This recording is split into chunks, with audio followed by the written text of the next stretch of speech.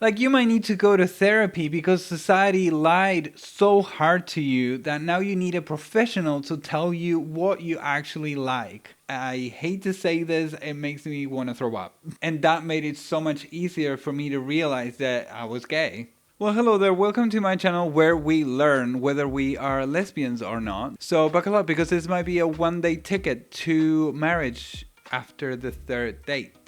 Or fourth if you're lucky. So you might be wondering, how is it that I feel confident about making a video about lesbians when I'm a gay man? Well, I've done my research, I've read my articles, I've watched the bottomless source of information that is TikTok, and I feel like lesbians deserve more visibility, and that's why I'm so grateful for Chappell Roan, and I thought of adding more to the cause. So if you don't know who Chappell Roan is, I would suggest that you check your ceiling because it might be a very big solid rock. She's basically a drag queen who makes music about lesbians because she is a lesbian, but she sort of recently realized that she's a lesbian. Like, I don't know, I think I'm like for real gay and I need to in the last couple of years. She even tweeted this picture of her not so much younger self, looking very innocent and Catholic, I guess you could say. And she tweeted, "You'd have to stop the world just to stop the feeling. Good luck."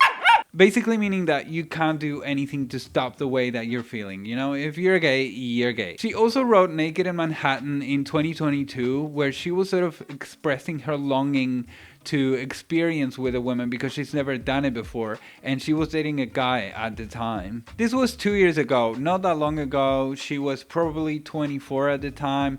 I mean, she's still very young and there's nothing wrong with taking your time to come out. But I'm curious, I guess what I'm wondering is there something that makes it harder for people to come out besides discrimination? Like, is there something that makes it more complicated to come to terms with your sexuality or realize that you're gay, queer, bi, whatever it is? I have direction. Yeah, towards the mall. I guess I'm wondering because I didn't struggle with that. It didn't take me long to realize that I didn't have a crush on Christina, Britney, Lindsay, or Hillary. Like, I knew that I just wanted to be a net girl like them. And that's all.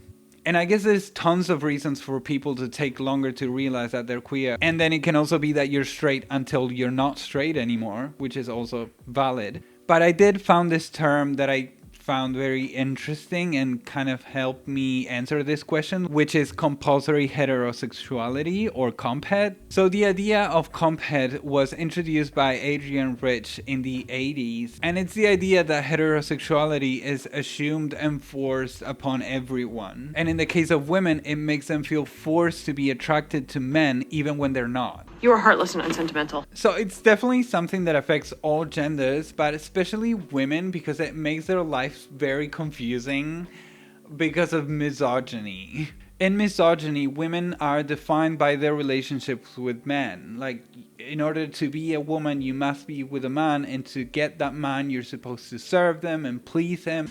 Okay, why would I do that? And there's all this guidance on beauty standards on how to appeal to the male gaze. So when I say that it can be very confusing for women, I mean it because when you're told what you are supposed to want, or when you're told what you want, you lose your identity. And then you have to spend your life trying to figure out if you like what you like because you genuinely like it or because you were told that you like it. Which probably means that you actually don't like it. And this is when therapy becomes very important. This blows my mind because isn't it crazy how people used to say that being gay was a mental illness, but it was actually just society playing tricks with our minds. Like, you might need to go to therapy because society lied so hard to you that now you need a professional to tell you what you actually like. Hey, I'm just editing. What I'm about to explain now is how society has different expectations and pressures on men and women and how these can affect us differently in the long run. Me, as a gay man, or as a man, period, society's message to me was always, you need to get a job and form a family, and the woman there is just a way to get the family, as horrible as that sounds. I mean, yes, there was those stupid ads for deodorants where the man is being chased by women, but the message there is just have fun with women. The message is not you need women's approval or you need to find the one woman to save you. What I mean to say is that throughout my life, in the odd occasion that a woman has shown interest in me, it was very clear to me that I wasn't interested in her. And this is, I'm not trying to be rude towards women, you're all goddess, but what I mean to say is that there was no positive reinforcement when that happened. I didn't have a voice in my mind saying, this is good, this is an accomplishment. That would have made my life so much more confusing, because then getting attention from a woman would have made me feel good about myself. And that is sort of what happens to women. I came out as bi years before I came out as lesbian because I knew I was attracted to women. I just didn't understand that I wasn't attracted to men because I did want them to be attracted to me. It felt good because I was almost taught that that was my purpose from a very young age. That never happened to me. My self-worth was never tied to my relationship with women. And that made it so much easier for me to realize that I was gay. But in this misogyny world, the man is a prize, the man is a leader, and you need one because otherwise you're worthless. By yourself, you're lost. I hate to say this, it makes me want to throw up. Officially not hungry now. But this leads us to the Lesbian Master Dog. The Lesbian Master Dog was written by Angeli Luz and posted in 2018 to help women differentiate between heterosexuality and compulsory heterosexuality. In other words, to help them realize whether they're lesbians or not. For example, it helps you realize that you might like the attention from a man, you might like being validated in your attractiveness, but the moment that that attention becomes actual interaction, like from example going from flirting to being asked on a date, then you start freaking out and panicking and actually not being interested at all. Ew! Get off of me! Ugh, as if! This might mean that you just like the idea of being with a man, but not actually want to be with a man. You can fantasize about having a man and kids and a family, but the second that that turns into reality and you have that man there in front of you asking you to marry him, then you think that your life is doomed forever.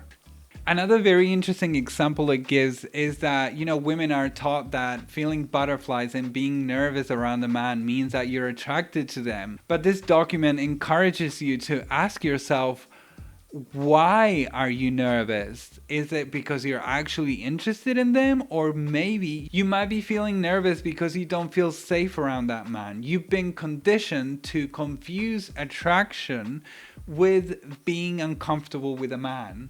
So the document is really helpful for all women, not just queer women. Like if you're straight, it might help you understand how much of your attraction to men is genuine and how much of it was imposed by society. And it might even give you more confidence in your heterosexuality. The Master Dog also talks about how the attraction to women might also reveal itself subliminally. For example, there's a case of having very intense relationships with women that you feel like cuddling them and you want to spend the rest of your life with them, or you want to be your friend. Also, that might mean that you have a crush on them. Also, the document brings up how the objectification of women can make it very confusing because it might make you feel like you can only have fun with women but not be in a serious relationship with. Also recognizing if you have a little bit of internalized misogyny going on and have just kind of been taught to not fully value women and see them as people who are like, sexy and you're able to like kind of use for their body. That sounds like really aggressive, but you know what I mean?